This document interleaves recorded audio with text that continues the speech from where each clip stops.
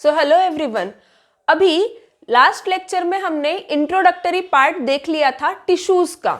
ठीक है, अभी इस लेक्चर में हम सबसे पहले तो टिश्यूज की डेफिनेशन देखेंगे और उसके बाद फिर प्लांट टिश्यू से स्टार्ट करेंगे। तो अभी टिश्यूज क्या है, हमको पता है कि जब साथ में कुछ सेल आते हैं तो टिश्यूज बनते हैं और उनको कुछ एक पर्टिकुलर फंक्शन परफॉर्म करना होता है। तो वही तो है टिश्यूज की डेफिनेशन। देखो, a group of cells that are similar in structure and or work together to achieve a particular function forms tissue।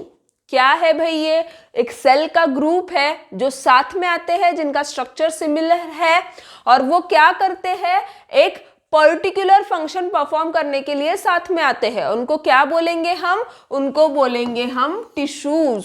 ठीक है, ये टिश्यूज की डेफिनेशन हुई। A group of cells that are similar in structure and or work together to achieve particular function forms a tissue।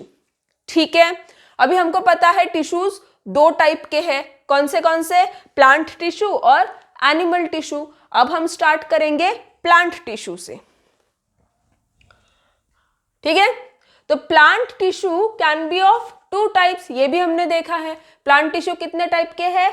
दो type के। कौन से है? मेरिस्टेमेटिक टिश्यू और permanent tissue. Meristematic tissue and permanent tissue. Okay, तो अभी हम start करेंगे मेरिस्टेमेटिक टिश्यू से।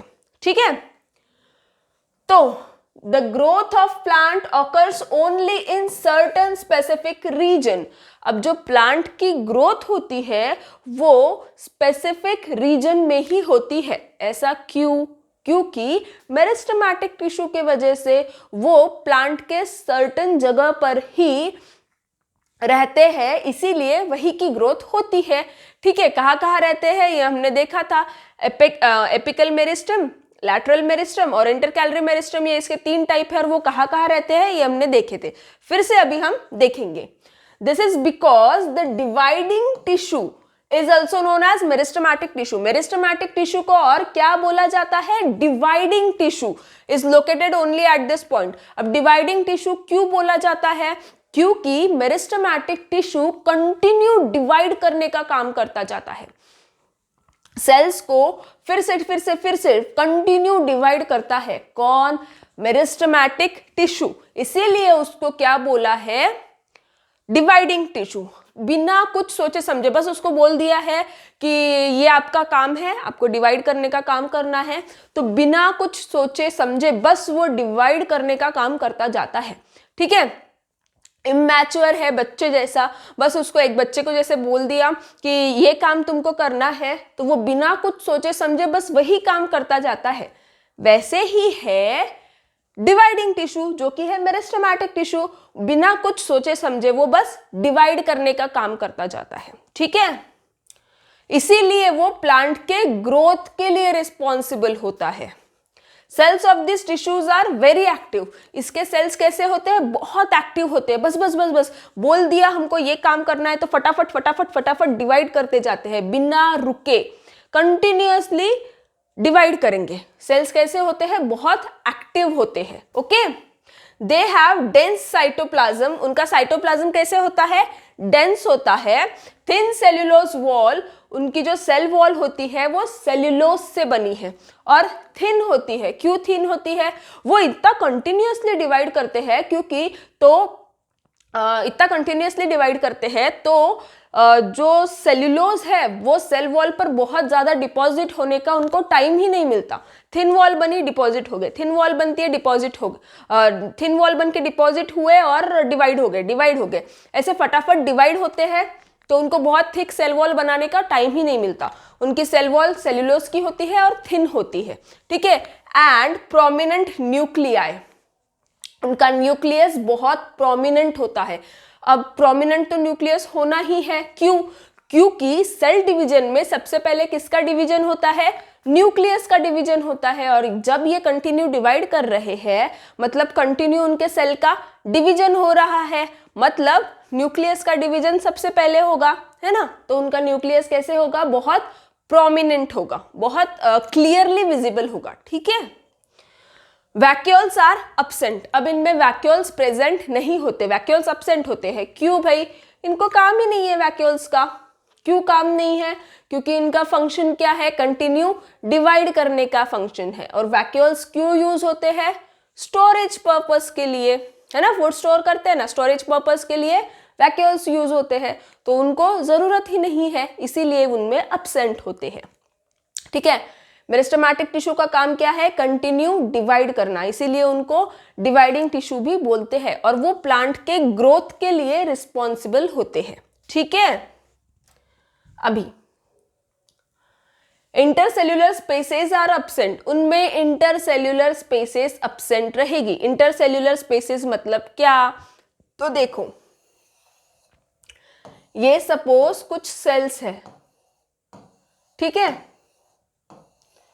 तो इनके बीच में ये बीच वाली, कलर दूसरा यूज करते, ठीक है, इनके बीच में ये जो खाली जगह दिख रही है ना, उनको क्या बोलेंगे? Intercellular spaces.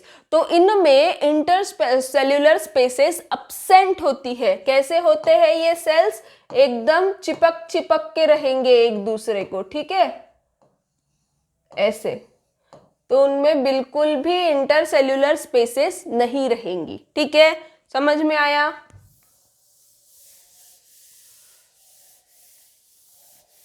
अभी मेरिस्टेमेटिक, अभी हमने जितना भी क्वालिटी देखा मेरिस्टेमेटिक टिश्यू का, क्या उस पर से हम उसकी डेफिनेशन बना सकते हैं, है ना? कैसे होते हैं मेरिस्टेमेटिक टिश्यू? लिविंग टिश्यूज है भाई, ठीक है, living tissues containing actively dividing immature cells. कैसे सेल्स है उनके? एक्टिव है बहुत सेल्स, और इमैच्योर होते हैं, बिना कुछ सोचे समझे बस डिवाइड करने का काम करते जाते हैं। And responsible for plant growth, plant के ग्रोथ के लिए रिस्पॉन्सिबल होते हैं। सिंपल। तो क्या है meristematic tissue? Meristematic tissues are living tissues containing actively dividing immature cells and responsible for plant growth। ठीक है, तो ये हो गया डेफिनेशन मेरिस्टेमेटिक टिश्यूज का। Depending on the region where they are present, meristematic tissues are classified as, अब वो किधर किधर प्रेजेंट होते हैं प्लांट में, उन बेसिस पे उनका फिर से फर्दर डिवीजन हुआ है। तो कौन से 3 पार्ट में डिवाइड हुआ था हमने देखा है। तो कौन से 3 पार्ट है? एपिकल मेरिस्टम, इंटरकैलरी मेरिस्टम और lateral meristem. Meristematic tissue further divides in 3 parts. कौन से है? एपिकल मेरिस्टम, लैटरल मेरिस्टम और इंटरकैलरी मेरिस्टम। ठीक है, तो अभी आगे देखो, ये डायग्राम हमने देखी है। एपिकल मेरिस्टम किधर प्रेजेंट होता है? रूट और शूट, शूट मीन्स ऊपर वाला पार्ट, ठीक है, रूट और शूट के एपेक्स पे, मीन्स उनके टिप्स पर, और क्या करता है? उनको बड़ा करने का, उनको लंबा करने का काम करता है। उसके बाद इंटरकैलरी मेरिस्टम किधर प्रेजेंट होता है? ये जो नोड्स है ना, ये सपोज एक लीफ निकल रही है, वो लीफ के एक तो नोड्स पर प्रेजेंट हो गए, या फिर ये 2 लीफ के बीच में की जो जगह है उसको हम बोलते हैं इंटरनोड। तो इंटरनोड पर प्रेजेंट होंगे और उन दोनों को लंबा करने का काम करेंगे। उसके बाद है लेटरल मेरिस्टम। लेटरल मेरिस्टम किधर प्रेजेंट होगा? स्टेम में, और क्या करेगा? स्टेम का और रूट का गर्थ बढ़ाने का काम करेगा, मीन्स उनकी चौड़ाई बढ़ाने का काम करेगा। ठीक है, तो अभी सबसे पहले हम स्टार्ट करेंगे एपिकल मेरिस्टम से। तो एपिकल मेरिस्टम किधर होता है? रूट एंड शूट के अपेक्स पर प्रेजेंट होगा। ये शूट और ये रूट के टिप्स पर प्रेजेंट होगा एपिकल मेरिस्टम, और क्या करेगा? इनकी लंबाई बढ़ाने का काम करेगा। Increase length of root and shoot, root और शूट की लंबाई बढ़ाने का काम कौन करेगा? Apical meristem. उसके बाद इंटरकैलरी मेरिस्टम। इंटरकैलरी मेरिस्टम किधर प्रेजेंट होगा? Present at the base of leaves और इंटरनोड, लीव्स के बेस पर, जिसको हम नोड्स बोलते हैं, और इंटरनोड्स पर, मतलब 2 नोड के बीच में की जगह इंटरनोड। एक तो लीव्स के बेस पर प्रेजेंट होंगे जिसको नोड्स बोलते हैं, या फिर इंटर नोड्स, दो नोड्स के बीच की जगह, ठीक है, उधर प्रेजेंट होंगे। क्या करेंगे? Increase the length of leaves and inter nodes, वो नोड्स के ऊपर जो लीव्स है उनकी या फिर जो इंटर नोड है उनकी लेंथ बढ़ाने का काम करेंगे, ठीक है। ये डायग्राम देखो, इसमें क्या हो रहा है, प्लांट बढ़ रहा है, तो ये जो ऊपर रूट और शूट बढ़ रहा है, रूट और शूट, तो वो किसके वजह से बढ़ रहा है? एपिकल मेरिस्टेमेटिक टिश्यू की वजह से। और ये जो नोड्स बढ़ रहे हैं वो किसके, नोड्स या इंटरनोड्स बढ़ रहे हैं, वो किसके वजह से बढ़ रहे हैं? इंटरकैलरी मेरिस्टेमेटिक टिश्यू की वजह से। आप सभी ने गन्ना तो देखा होगा, ऊस या फिर गन्ना जिसको बोलते हैं, शुगर केन, है ना, तो उसमें भी ऐसा कुछ होता है ना, तो उसके जो बीच वाला पार्ट है इंटरनोड, ऐसा कंसिडर करो, है ना, तो वो भी पहले इतना सा होता है, फिर बढ़ते बढ़ते बढ़ते जाता है, किसके वजह से भाई? इंटरकैलरी मेरिस्टेमेटिक टिश्यू के वजह से, ठीक है। तो अभी आगे थर्ड वाला पार्ट, लैटरल मेरिस्टेम, ठीक है, दो तो हमने देख लिए, इंटरकैलरी और एपिकल। अब देखेंगे लैटरल मेरिस्टेमेटिक टिश्यू, ये क्या करते हैं और किधर होते हैं? प्रेजेंट बीनीथ द बार्क, किधर होते हैं?